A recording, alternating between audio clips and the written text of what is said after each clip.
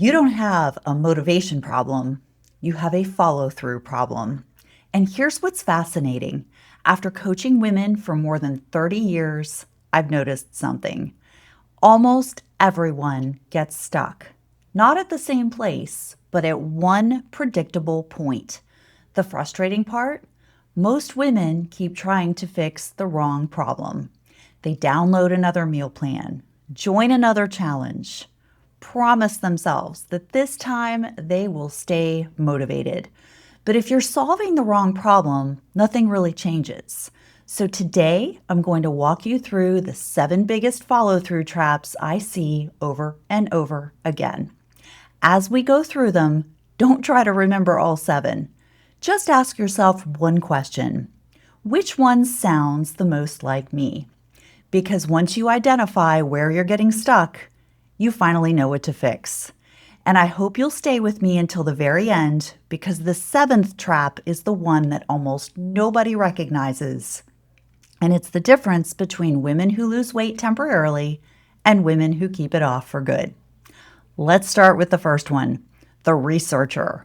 This woman knows everything. She's watched the YouTube videos, read the books, listened to the podcasts, compared macros. Also compared intermittent fasting, as well as high protein and low carb. She knows more about nutrition than most people, but she still isn't doing it consistently. Knowledge has quietly become procrastination. Learning feels productive. Buying another book feels productive. Watching another video also feels productive. But there comes a point where learning stops helping because execution is what creates change. One of my favorite reminders is this. At some point, learning becomes another way of delaying. If you already know what you need to do, your next breakthrough probably isn't another piece of information. It's taking action on what you already know. The second woman is the perfectionist. Monday is perfect. Tuesday is perfect.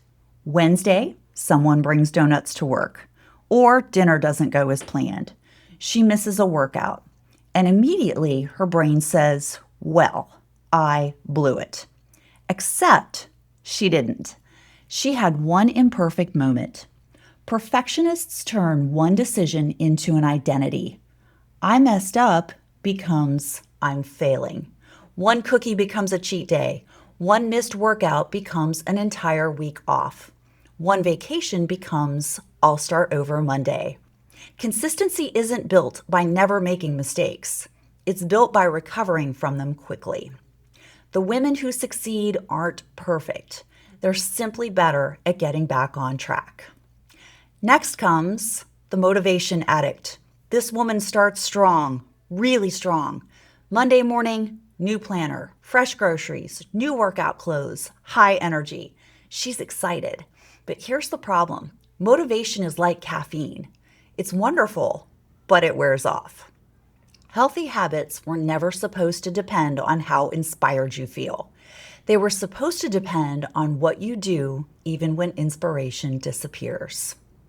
One of the biggest mindset shifts with behavior change is realizing this. Motivation gets you started, systems keep you going. If you only eat well when you feel motivated, you're asking a temporary emotion to produce a permanent lifestyle.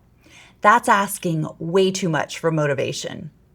So far, we've covered 3 women, the researcher, the perfectionist, the motivation addict. If you've already identified yourself, don't stop watching, because the next 3 are where many women realize they've been fixing the wrong problem all along. Next, meet the juggler. She has a career, family, aging parents, kids, appointments, laundry, emails, dinner. She's not lazy, she's carrying a lot. But here's what often happens. Healthy habits become whatever fits into the leftover time, and there usually isn't any. The answer isn't finding more hours in the day. The answer is creating systems that work inside the life you already have. Convenience beats conviction. If every healthy choice requires extra effort, guess what's going to lose when life gets busy? the healthy choice. Not because you don't care, but because you're human. Ask yourself, have I made healthy choices convenient, or have I made them another task on my to-do list? Number 5 is sneaky, the negotiator. She bargains with herself all day. I'll skip today. I deserve this. I've been good. I'll start tomorrow. I'll work out twice tomorrow. I'll eat lighter on Monday. Sound familiar? The problem with negotiation is that your brain almost always wins, not because it's trying to sabotage you, but because it prefers comfort. Every negotiation slowly moves you farther from your original plan. One of the best ways to stop negotiating is to remove the decision altogether. Meals are planned, workouts are scheduled, walking happens after dinner, less debating, more doing. Now we get to the restarter. Every Monday, every January, after every vacation, after birthdays, holidays, and one bad weekend, she restarts over and over and over. Here's the irony. She's incredibly good at starting. She's just never learned how to continue. Real life is not a straight line, my friend. There will always be birthdays, stress, travel, and busy seasons. If every interruption sends you back to day one, you'll spend your life becoming an expert at restarting. Here's a line I hope you'll remember. You don't need another fresh start. You need your last restart. The goal isn't to become someone who starts well. It's to become someone who keeps going. And finally, the one I told you to stay for, the visitor. This one runs deeper than all the others. Visitors behave differently than residents. A visitor says, I'm trying to eat healthy, while a resident says, this is how I eat. A visitor says, I'm trying to work out. A resident says, I train because that's part of my life. A visitor is always passing through. Residents live there. For years, women have treated healthy living like a place they visit. A diet, a challenge, a reset, or even a program. But healthy living was never meant to be a temporary decision. It's meant to become part of who you are.